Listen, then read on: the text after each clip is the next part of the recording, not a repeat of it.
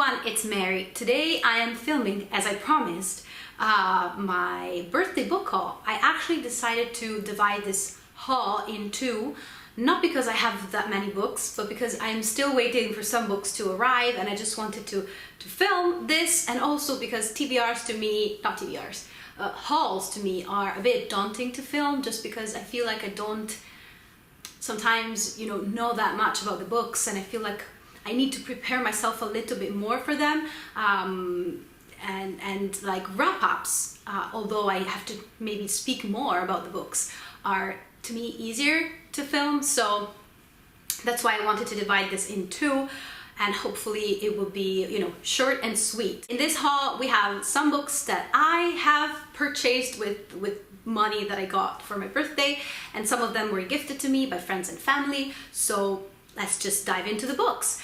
First off, I want to talk about some books that I bought myself that are books that I have already read, but either I don't own them or I own them in Italian, so maybe I read them a long time ago, so I wish to reread them and have them in my bookshelves, on my bookshelves. So I always postpone the buying of these books because, of course, I already read them and I want to prioritize books that I did not read. But it's actually a good thing as well, because this means that I'm not adding these purchases to my TBR, which is already pretty big. So yeah, let's talk about first the books that I already read and that I wanted to own.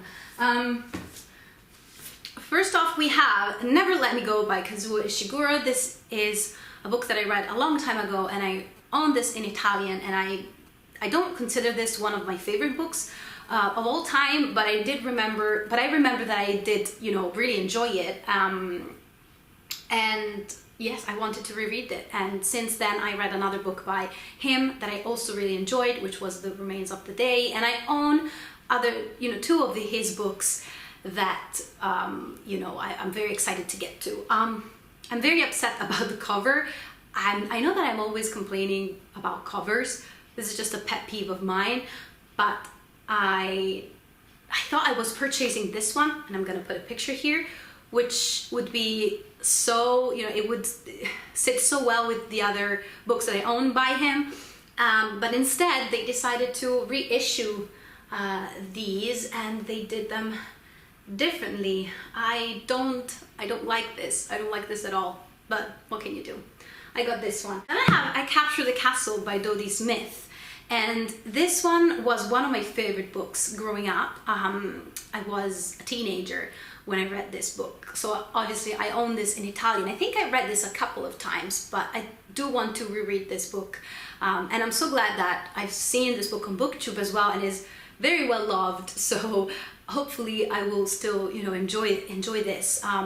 It's a story of, it's a coming of age story of a young girl living in this castle, basically, and she's writing a diary, and her older sister wants to marry rich, and they don't have a lot of money, and things happen. Neighbors arrive from America and shake things up a little bit, and I just remember loving this book to bits. So hopefully I will reread this book soon. Next and last of the books that I purchased that I have already read is the 13th Tale by Diane Setterfield. And again, this one I think this one, I always consider this one of my favorite books of all time. So this is a big statement, and I just want to reread this book because I read it now more than 10 years ago. Of course, I own this in Italian, and I think I read it twice, not a lot of times, but I do remember like some things. I remember there was like sort of a mystery and twists, so I was very compelled. Like I remember it was a book that I could not put down. But actually the only things that I really remember is that there is this author who is dying, I think, and she's always been very secretive about her life, but she's ready to disclose details about her life now that she's dying, and she calls a biographer to write her biography. although this biographer, and she is the other like protagonist of the book, usually writes biographies of people that have already died. I think I remember correctly. I could be wrong because I sort of read the blurb, but I don't want to spoil myself, which sounds stupid because I already read this book. But again, yes, I don't remember a lot. So hopefully, again, I enjoy this one still. And I've seen this around on BookTube recently, like the last 2 years or so, and it is very well loved. So hopefully, again, I will enjoy this one still. Next up, I have, since we're going down to memory lane, I'm so glad that I got this book because actually I don't know if this is a process that a parent undergoes, you know, becoming a parent. I've been thinking a lot about the things that I enjoyed as I was a child, especially when I was like a preteen, teenager, growing up, and I feel like I miss a lot of things that I used to love, and that they're kind of growing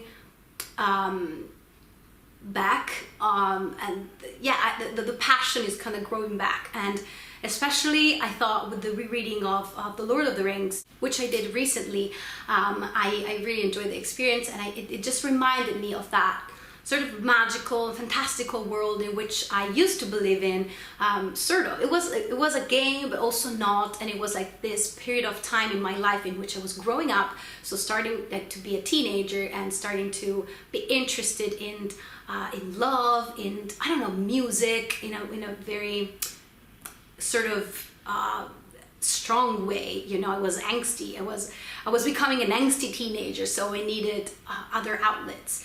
And the sort of a magical, more delicate world was more of my childhood, I would say.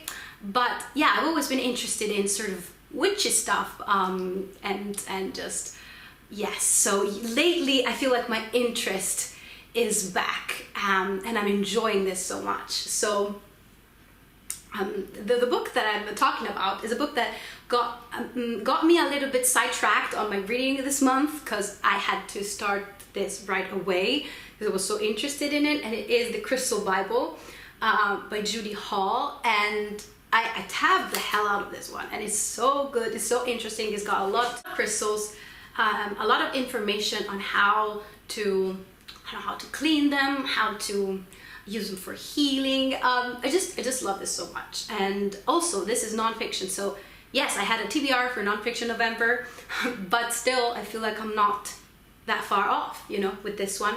So yeah. Next I have two books that actually, one was gifted and one was one that I purchased, and they sort of, there are books that I wanted to read, of course, but I thought since January is approaching, I would love to sort of participate in this project. It's so cool that I'm gonna leave links to information about it, which is called Invisible Cities, and basically each month they read 3 books, well, not 3 books, at least 3 books from 3 different countries, all around the world. And it's such a big commitment that I don't, you know, I'm not sure I'm going to be actively participating, but it's very interesting, and it's gonna provide me with a lot of recommendations, I guess. So for January, the countries selected are Argentina, Morocco, and Japan. And I don't have a book for Morocco yet. I don't know if I will be able to get one. But for Argentina, which is my darling, because I've been obsessed with Argentina for a long time now. Although my interest goes like on and off, but I don't think, well, I read a couple of authors from Argentina, but back in the days, so it's been a while. And I thought I purchased Las Cosas que Perdimos en el Fuego by Mariana Enriquez, which I don't remember the name of. I don't remember how it was translated. Things Were Lost in the Fire. I don't know if it's, yeah, I think it's Things Were Lost in the Fire, like the literal translation. But I'm gonna put a picture of the English translation here. This is the original Spanish.